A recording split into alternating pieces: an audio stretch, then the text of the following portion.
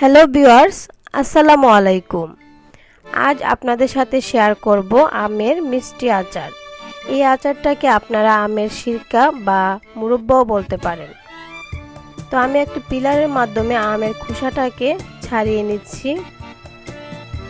আর এই আমটা যখন আমরা বানাবো তখন দেখতে হবে যে আমে খুব শক্ত আটি আছে কিনা, তাহলে কিন্তু আমের আচারটি সুন্দর হয়। আর যে আমের মধ্যে ছুর থাকে সেই আম দিয়েও কিন্তু এই আচারটি দেখতেও সুন্দর লাগে আর খেতেও ভালো লাগে।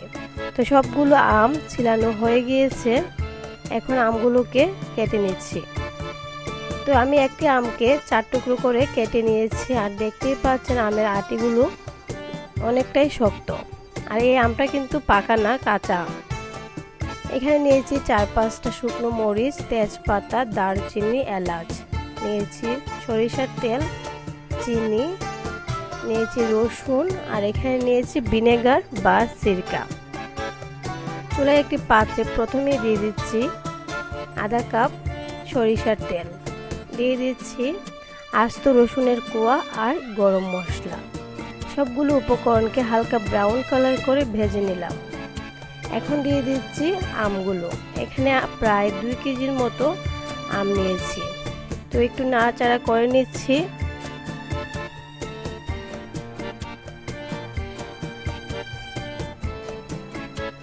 এই পর্যায়ে দিয়ে দেব চিনি। আমি 2 কেজি আমের জন্য প্রায় 1.5 কেজির মতো চিনি দিয়ে দিলাম।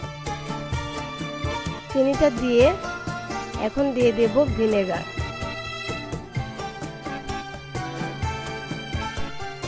এখানে প্রায় 1.5 কাপের মতো ভিনেগার আছে, তো আমি সম্পূর্ণ ভিনেগারটাই দিয়ে দেব। ভিনেগার দিলে আচারটি অনেক দিন পর্যন্ত ভালো থাকে, আর এই আচারে ভিনেগারের পরিমাণটা একটু বেশি দিতে হয়।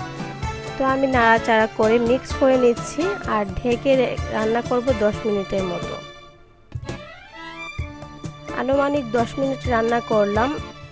এখন একটা কাঠির মাধ্যমে হালকা হাতে একটু নাড়িয়ে নিচ্ছি, এর বেশি নাড়াচাড়া করা যাবে না। এখন ঢেকে রান্না করব, আর চুলার আঁচটি অবশ্যই মিডিয়াম হিটে রাখতে হবে।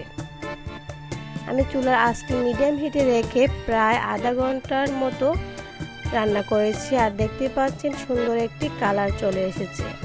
চুলার আঁচটি মিডিয়াম হিটে রেখে রান্নাটি করলে এরকম একটি সুন্দর কালার আসবে।